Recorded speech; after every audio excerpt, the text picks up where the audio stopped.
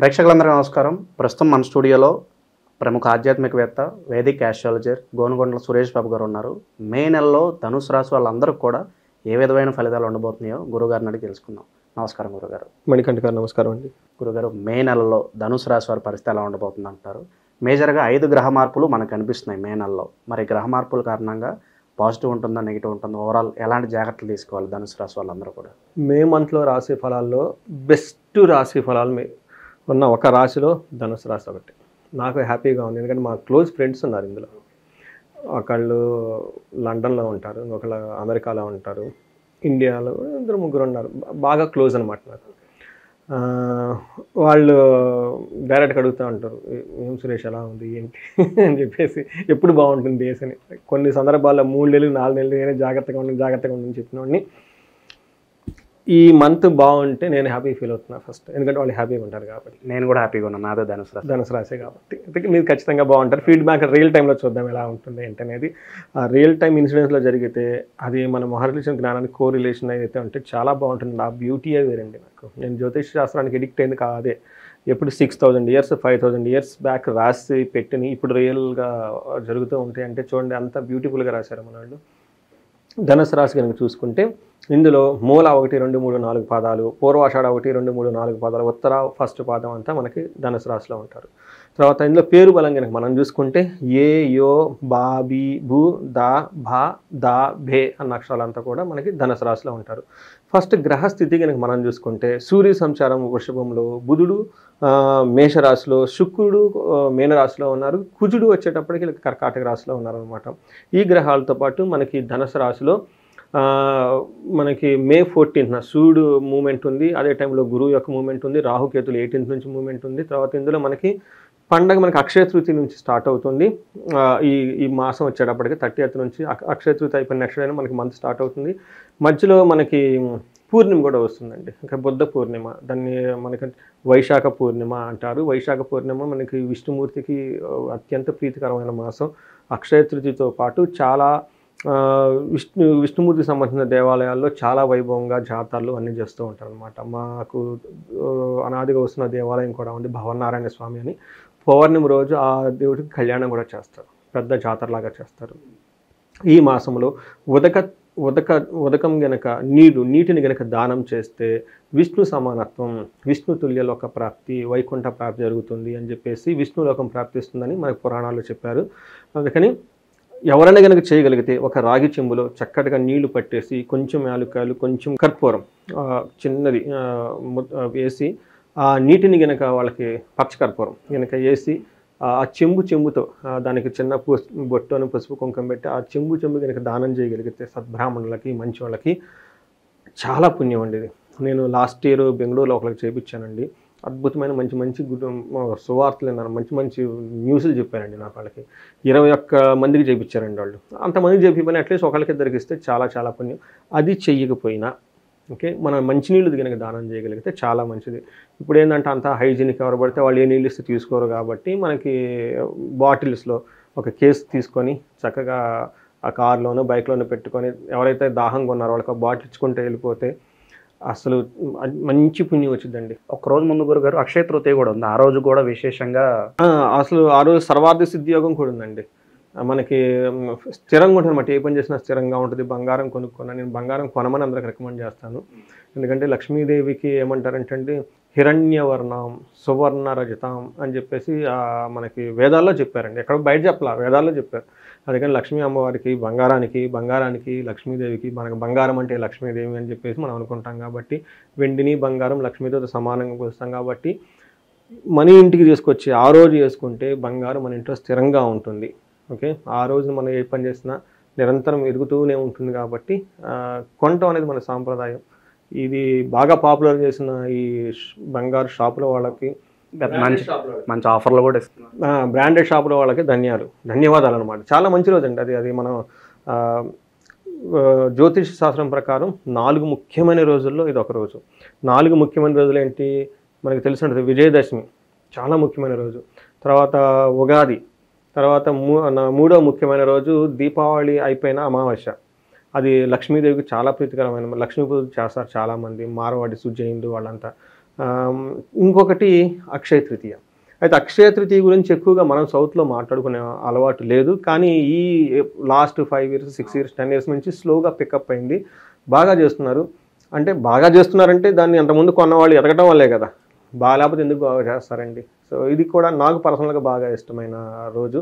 ఖచ్చితంగా వీలైనంత ఎక్కువగా ప్రతి ఒక్కళ్ళు బంగారం కొని ఇంటికి తీసుకొచ్చి కొన్ని పూజ చేసుకొని ఆ రోజు మార్నింగ్ ధరించాలని చెప్పేసి నేను కోరుకుంటున్నానండి. దీంతో మనం ధనుసు రాశి వాళ్ళకి ఈ మంత్ చాలా బాగుంది. అదేంటో ఎలా చూద్దాం. మనకి ముఖ్య అంశాలలాగా వార్తల్లో సమరీ లాగా మనకి మహర్షులు ఏం చేస్తారంటే హైలైట్స్ లాగా చెప్పుకోవచ్చు. దాన్ని సూక్ష్మ గోచరం, లఘు గోచరం అంటారు. దీని ప్రకారం కనుక చూసుకుంటే 6వ ఇంట్లో సూర్యుడు ఉండటం వల్ల శత్రు నాశాంతః, వీళ్ళకి శత్రువులు అనేవాళ్ళు ఈ మంత్లో ఎవరు ఉంటారండి, వెళ్ళిపోతారు. తర్వాత వీళ్ళకి 8th హౌస్లో కుజుడు మిక్స్డ్ రిజల్ట్స్ని తీసుకొని వస్తూ ఉన్నారండి. కొన్ని విధాలుగా బాగుంది, కొన్ని విషయం బాగలేదు, కొంచెం జాగ్రత్తగా ఉండాలి. తర్వాత వీళ్ళకి శుక్రుడు అగైన్ ఫ్రెండ్స్ ప్రాస్పెక్టివ్స్ని అభివృద్ధిని తీసుకొని వస్తున్నారు. తర్వాత బుధుని వల్ల కొంచెం భార్యతోటి పుత్రులతోటి గొడవలు అయ్యే అవకాశం ఎక్కువగా ఉంటుంది. బట్ ఇవి తప్పక మిగతా ఏ విషయంలో కనుక చూసుకున్నా కానీ వీళ్ళకి చాలా బాగుంటుంది, మంచి యోగ్యతంగా ఉండే మంత్రం మనం చెప్పుకోవాలి. ఫస్ట్ సూర్యుడు 6వ ఇంట్లో ఉండటం వల్ల చాలా చక్కటి మంచి యోగ్యతని ఇస్తూ ఉన్నారు. ఏ విధంగా అంటే షష్ఠే రవో, 6వ ఇంట్లో కనుక రవి ఉంటే ఏమిటంటే సుఖాధ్యాన్ అంటే సుఖంగా చాలా ఉన్నతంగా ఉంటారు. యత్న కార్యార్థ సాధనం, ఏదైనా కనుక పని చేస్తే అందులో మంచి రిజల్ట్ ఉంటుంది. తర్వాత దేహారోగ్యాది, దేహం అనేది చాలా హెల్తీగా ఉంటుంది. తర్వాత సంతోషంగా ఉంటారు. వస్త్ర ధాన్యాది లాభకృత్, మంచి వస్తువులు కొనుక్కోవటం కానివ్వండి, వ్యవసాయదారులకైతేనేమి ధాన్యం కానివ్వండి, గ్రెయిన్స్ కానీ, ఫ్రూట్స్ ఇవన్నీ చక్కగా వచ్చేసి హ్యాపీగా ఉండే టైం అని మనం చెప్పుకోవాలి. అయితే వీళ్ళకి ఒక విషయంలో కేర్ఫుల్గా ఉండాలి. వీళ్ళకి లవ్, సెక్స్, ప్లేజర్స్ విషయంలో కొంచెం కేర్ఫుల్గా ఉండాలి. They may not enjoy this month విధంగా లవ్, రొమాన్స్కి సంబంధించిన విషయాల్లో. అయితే కుజుడు 8th హౌస్లో ఉండటం వల్ల ఇది మిక్స్డ్ రిజల్ట్ అని చెప్పుకోవాలి. ఫస్ట్ బెనిఫిట్ ఏంటంటే ఆరోగ్యం బాగుంటుంది, ఏదైనా కానీ పని చేస్తే రిజల్ట్ ఉంటుంది. మనం ఇప్పటిదాకా సూర్యుడు ఏదో చెప్పుకున్నాము అవన్నీ కుజుడు కూడా ఎన్హాన్స్మెంట్ చేస్తూ ఉంటాడు. తర్వాత 3వ ఇంట్లో ఉండటం వల్ల ఏమవుతుందంటే విత్తలాభం, ఆరోగ్యం, ఇష్టసిద్ధి, ఇది కూడాను 3వ ఇంట్లో దృష్టి ఉండటం వల్ల, అంటే 11వ ఇంట్లో 3వ ఇంట్లో కుజుని దృష్టి ఉండటం వల్ల ఓవరాల్గా చాలా బాగుంటుంది. అయితే వీళ్ళకి 8th హౌస్లో కుజుడు ఉండటం వల్ల కొంచెం జాగ్రత్తగా ఉండాలి. వీళ్ళకి చాలామంది దేశాంతరంలో ఉండటం, ఉన్న ఊరిని కానీ ఉన్న ఇంటిని కానీ వదిలిపెట్టి కొంతకాలం వేరే చోట ఉండాల్సిన అవసరం ఎక్కువగా ఉంటుంది. దగ్గు విపరీతంగా వస్తుంది. నాకు పార్వతీపురం నుంచి ఒకళ్ళు ఫోన్ చేశారు. మోస్ట్లీ ఈ నక్షత్రం వాళ్ళకు, ఈ రాశి వాళ్ళకి, వేరే రాశి వాళ్ళకి 8th హౌస్లో ఉన్నప్పుడు ఈ విపరీతంగా దగ్గు వస్తుందని చెప్పాను. నాకు పార్వతీపురం నుంచి ఫోన్ చేసి మీది వీడియో చూశానండి, ఎందుకో నాకు తెలియదని విపరీతంగా దగ్గు వస్తుంది, ఒక 20-25 days మధ్యలో హాస్పిటల్కి వెళ్ళానండి, ఆ సిరప్లు ఎన్ని వాడినా దగ్గు తగ్గట్లేదండి, ఎప్పుడు పోతుంది అన్నారు. వస్తుందని చెప్పాను కదండి, ఆ టయానికి పోతుందిలేండి, ఏం టెన్షన్ పడద్దు. విపరీతంగా దగ్గు వస్తుంది, కొన్నిసార్లు నైట్ టైం కవ్వు దగ్గుతూ ఉంటారు, దానికి ఏం రీజన్ ఉండదు. ఇది ఇట్లా మళ్ళీ రక్తం కళ్ళ చూసే అవకాశం ఎక్కువగా ఉంటుంది. తర్వాత రుణచ్ఛేద, వీళ్ళకి అప్పులు ఎవరైనా ఉంచుంటే అప్పులు బాధలు ఉండి మాకు కావాలని ఇబ్బంది పెట్టే అవకాశం ఎక్కువగా ఉంటుంది. కుజుడు ఓవరాల్గా చూసుకుంటే ఒక 70% చాలా యోగ్యతను ఇస్తున్న, ఒక 30% ఛాలెంజెస్ కూడా ఇస్తూ ఉన్నారన్నమాట. శుక్రుడు 4వ ఇంట్లో ఉండటం వల్ల అగైన్ వీళ్ళకి చాలా బాగుంది మనం చెప్పుకోవాలి. ఏ విధంగా బాగుంటుందంటే స్వబుద్ధిర్ బంధు సన్మానం, స్త్రీ సంభాషణ సంభ్రమ, పుత్ర మిత్ర కళాత్రాది విద్యాగోష్ఠి, విద్యాగోష్ఠు సుఖే భృగు అని చెప్పి 4వ ఇంట్లో కనుక భృగుడు ఉంటే ఏమవుతుందంటే స్వబుద్ధి, వాళ్ళ ఓన్ ఇంట్యూషన్ తోటి మంచి పనులు చేసుకుంటూ ఉంటారు. రెండోది బంధు సన్మానం, బంధువులతోటి తర్వాత ఫ్రెండ్స్ తోటి చక్కటిగా ఏమంటారు ఒక అప్రిషియేషన్ ఉంటుంది వీళ్ళు చేసి వీళ్ళ వల్ల. స్త్రీ సంభాషణ సంభ్రమ, వీళ్ళు అప్పటిదాకా లేడీస్తో ఏమైనా కానీ గొడవలు ఏమన్నా ఉంటే అవన్నీ సర్దించుకొని చక్కగా హ్యాపీగా మాట్లాడుకొని ముందుకు వెళ్ళిపోతూ ఉంటారు. అదే ఇన్ కేస్ స్త్రీల విషయంలో అయితే జెంట్స్ అనుకోవాలి, వాళ్ళ ఇంట్లో ఉన్న వాళ్ళు కానీ బయట వాళ్ళు కానీ వాళ్ళతో చక్కగా భార్యాభర్తలు ఎవరైనా మాట్లాడుకోకపోయినా ఎవరి మధ్య గ్యాప్లు ఉన్నాయి కానీ ఇవన్నీ పోయి చక్కగా ఉంటారు. సో వైవాహిక జీవితం అయితే బాగానే ఉంటుందంట. వైవాహిక జీవితం కావచ్చు, అన్నదమ్ములు కావచ్చు, కొంతమంది అన్నదమ్ములతో కూడా బలుక్కోం కదా కొన్నిసార్లు మనకు గొడవలు వచ్చినప్పుడు. బట్ ఎవరైతే ఏముందంటే కొన్నిసార్లు ఆఫీస్లోకి వెళ్ళిపోతూ ఉంటాం, కొన్ని కొలీగ్స్ కొంతమందికి వాళ్ళకి మనకి ఏదో ఒక మనస్పర్ధ వస్తుంది, వీళ్ళంటే వాళ్ళకి పడదు, వాళ్ళంటే వీళ్ళకి పడదు, ఇవన్నీ ఎక్కడున్నా కానీ అలాంటివి ఏమైనా ఉంటే పోతాయి. పుత్రులతోటి మిత్రులతోటి కళాత్రి అంటే స్పౌస్తో కూడా హయ్యర్ లెవెల్ డిస్కషన్ నడుస్తుంటుంది వీళ్ళ దగ్గర. అంటే ఒక ఫిలాసఫికల్గా ఆధ్యాత్మికంగా ఒక యూజ్ఫుల్ డిస్కషన్తో ఒక కన్స్ట్రక్టివ్ మేనర్లో డిస్కషన్ చేసుకుంటూ ముందుకు వెళ్తూ ఉంటారనమాట. ఈ ప్రకారం కనుక చూసుకుంటే కుజుడు చాలా యోగ్యతను ఇస్తున్నాడు. కుజుడు 10వ ఇంట్లో ఉండటం వల్ల అఫీషియల్ గెయిన్ అంటే ప్రొఫెషనల్ మ్యాటర్స్లో చాలా గెయిన్గా ఉంటుంది. మనీ మ్యాటర్స్లో కూడా చాలా బాగుంటుంది. సో మీది కూడాను ధనుసు రాశి కాబట్టి ఒక కుజుడు పెట్టే ఒక 30% ప్రాబ్లమ్స్ కాబట్టి మిగతా అన్ని విధాలు చాలా బాగుందని మనం తెలుసుకోవాలండి. అందులోనూ గురువు మారటంతో గురువు గురించి మనం చెప్పుకోవాలా. మే 14 తర్వాత గురువు వీళ్ళకి చాలా విశేషమైన యోగ్యతను ఇస్తూ ఉన్నాడండి. పెళ్లి కానీ వాళ్ళకి పెళ్ళి అవ్వటం, మీకు కూడా తొందరగా. సో గుడ్ న్యూస్లు అయితే ఉన్నాయంటారు. మీలాంటి పెద్దల ఆశీర్వాదం ఉంటే తప్పకుండా అవుతుంది గురుగారు. మణికంఠ గారు ఖచ్చితంగా అవుతుందండి. మీకు ఈ రాశిలో ఏ నక్షత్రాలు ఉంటాయి, వాళ్ళకి ఎలా ఉండబోతుంది గురు? మనకి నక్షత్రాలు 3 ఉంటాయండి. మూల, పూర్వభద్ర, ఉత్తరభద్ర నక్షత్రాలు ఉంటాయి. ఈ నక్షత్రాలు కూడా మూల నక్షత్రం వాళ్ళకి ధనప్రాప్తి ఉంది, లాభం ఉంది, ఇవి పాజిటివ్గా ఉన్నాయి. ఛాలెంజెస్ ఎక్కడంటే భయము, అతి భయము, బంధించబడినట్లు ఉండే సిచ్యువేషన్స్ ఉంటాయి. తర్వాత పూర్వాషాఢ నక్షత్రం వాళ్ళకి ధనప్రాప్తి ఉంది, లాభప్రదంగా ఉంటుంది. ఛాలెంజెస్ వచ్చేటప్పుడు బంధనము, భయము పడే అవకాశం ఎక్కువగా ఉంటుంది. ఉత్తరాషాఢ నక్షత్రం వాళ్ళకి జయము, ధనప్రాప్తి, ధనలాభము, విశేష ధనలాభం అన్నీ పాజిటివ్గా ఉన్నాయి. 2 విషయాల్లో ఛాలెంజింగ్ ఉండే, ఒకటి ధనహీనత, హాని. ఈ 2 విషయాల్లో కొంచెం జాగ్రత్తగా ఉండాలి. ఇవి కాకుండా వీళ్ళకి లత్తా అని కొన్ని ఉంటాయండి. ఉత్తరాషాఢ నక్షత్రం వాళ్ళకి రాంగ్ డెసిషన్ తీసుకొని రాంగ్ ట్రాన్సాక్షన్లు ఏదో ఒక విధంలో అయ్యో పొరపాటుని బై మిస్టేక్ ఏదో చేసేస్తూ ఉండి తర్వాత బాధపడే అవకాశం ఎక్కువగా ఉంటుంది. మిగతా విషయాలన్నింటిలో కొంచెం బాగానే ఉంది.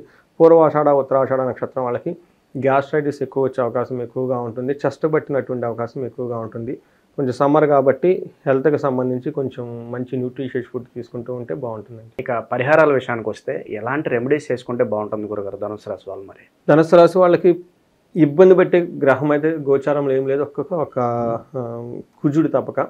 కుజుడికి సంబంధించి పరిహారాల కింద 1 కేజీ కందులు దానం చేసిన, సుబ్రహ్మణ్యేశ్వర దేవాలయంకి వెళ్ళిన, జంట నాగులు అని ఉంటాయి మనకి, నాగులు కట్ట అంటారు, నాగులు కట్టకి వెళ్ళిన అక్కడ మనకి పాలతో అభిషేకం చేసినా కానీ చాలా బాగుంటుంది. వీటితో పాటు ఎవరైనా కనుక ఇంకా ఎవరైనా వాళ్ళకి సమస్యని తీవ్రతను బట్టి పరిహారాలు చేసుకోవాలి. ఇప్పుడు ధనానికి సంబంధించి అండి, ఒక లేడీ ఫోన్ చేసింది. ఆ లేడీ ఫోన్ చేసిన హాఫ్ అన్ అవర్కి ఇంకొక ఆయన ఫోన్ చేశారు. ఈ లేడీ ఫోన్ చేసిన ఏమంటే నాకు డబ్బులు పోయినాయండి, వేరే వాళ్ళకి నమ్మి ఇచ్చానండి, నాకు ఇవ్వట్లేదండి. అది క్వశ్చన్. ఎంత అడిగితే 1 lakh అని చెప్పారు. ఈమెకి పరిహారాలు కనకదార స్తోత్రము, అవి కొన్ని తులసి కోటకి మనకి దీపారాధన చేయటం, ఇవి చేసుకోండి. మంగళవారం పూట రంగారక రుణ విమోచన స్తోత్రం మీరు చదువుకుంటే పోతుందని చెప్తాం. వేరే అది అయిపోయిన ఒక హాఫ్ అన్ అవర్కి ఒక బిజినెస్ మ్యాను, మైన్స్ ఇవన్నీ చేసుకుంటూ వాళ్ళు 4.5 కోటి ఆగిపోయింది. అప్పుడు వాళ్ళకి చేయాల్సిన పరిహారం డిఫరెంట్గా ఉంటుంది. ఎందుకంటే అది పెద్ద అమౌంట్ ఉంటుంది, ఎంప్లాయీస్ ఉంటారు, ఆ ఛాలెంజెస్, అందులో మైన్స్కి సంబంధించింది, భూదేవికి సంబంధించిన కదా, వాళ్ళు ఎక్కడో మిస్టేక్ చేసి ఉంటారు తెలవక. అక్కడ చేయాల్సిన పరిహారాలు, పూజలు డిఫరెంట్గా ఉంటాయి. అయితే మీకున్న సమస్య తీవ్రతను బట్టి చేసుకోవాలి. ఎవరికైనా కనుక ఫైనాన్షియల్ కనుక ధనప్రాప్తి బాగుంది వీళ్ళకి, ఇన్ కేసు ఈ టైంలో ధనం రాలేదనుకుంటే ఒక్కసారి మనకి కుబేర పాశుపతం లేకుంటే లక్ష్మీదేవి విశేష హోమం చేయించుకున్నా బాగుంటుంది. వీళ్ళకి బంధించబడినటువంటి సిచ్యువేషన్లు విష్ణుమూర్తిని తిరుపతికి వెళ్ళినా కానివ్వండి, ఎక్కడైనా విష్ణుమూర్తిని దర్శించుకుంటే బాగుంటుంది. ఇవి కాకుండా వీళ్ళకి ఏమైనా కనుక భయాలు ఉండి తర్వాత శత్రువులు బాధలు ఉంటాయి, వీళ్ళకి మనం ఏం చెప్తామంటేనండి చండీ పారాయణము, చండీ హోమం ఇంట్లో చేయించుకుంటే చాలా బాగుంటుందండి. అగైన్ మళ్ళీ సమస్య తీవ్రతను బట్టి మోడరేట్గా ఉందనుకోండి, మనకి శ్రీశైలం వెళ్ళేసి అక్కడ చేయించుకోమని చెప్తాను నేను. చాలామంది బెస్ట్ రెమెడీ ఏంటంటే శ్రీశైలం వెళ్ళిపోయి రుద్రాభిషేకం, స్పర్శలింగ దర్శనం, అదే రోజు చండీ హోమం. చాలా తక్కువ బడ్జెట్లో చక్కగా అవుతుంది. కాదండి సమస్య చాలా పెద్దదిగా ఉంది, చాలా తీవ్రంగా నష్టం ఉందనుకుంటే ఇంట్లో చేయించుకుంటే బాగుంటుంది. ఇలా దానికి పర్సనల్ జాతకం కూడా చూపించుకుంటే చాలా బాగుంటుంది. ఈ రాశి వల్ల గురుగారు విదేశీయానం ఉందంటారు. ఇప్పుడు చాలామంది ఎంత ప్రయత్నించినా విదేశాలకు వెళ్ళలేకపోతున్నాం అనుకున్న వాళ్ళకి ఏదన్నా రెమెడీ ఉందా ప్రత్యేకంగా? వీళ్ళకి గురువు మారటంతో అన్ని విషయాలు అనుకూలంగా ఉంటుందండి. ఇంకొకటి 8th హౌస్లో కుజుడు ఉండటంతో మనకి అంటే పరవాసం, బయటికి వెళ్ళి కొంతకాలం ఉండే యోగ్యత ఉంది కాబట్టి దీనికి అనుకూలంగా ఉంటుందండి. సో వెళ్ళినా కూడా అక్కడ బాగానే కలిసి వస్తుంది, బాగానే ఉంటుందండి. మే నెలలో ధనుసు రాశి వాళ్ళందరికీ కూడా గోచర ఫలితాలు ఏ విధంగా ఉంటాయో గురుగారు తెలియజేయడం జరిగింది. మీకేమన్నా సమస్యలు ఉన్నా, మీ వ్యక్తిగత జాతకం పరిశీలన చేయించుకోవాలన్నా గురుగారిని సంప్రదించండి. మీ సమస్యకు తగిన పరిష్కారం గురుగారు చూపిస్తారు. చాలా బాగా వివరించారు గురుగారు. ధన్యవాదాలు. ధన్యవాదాలండి.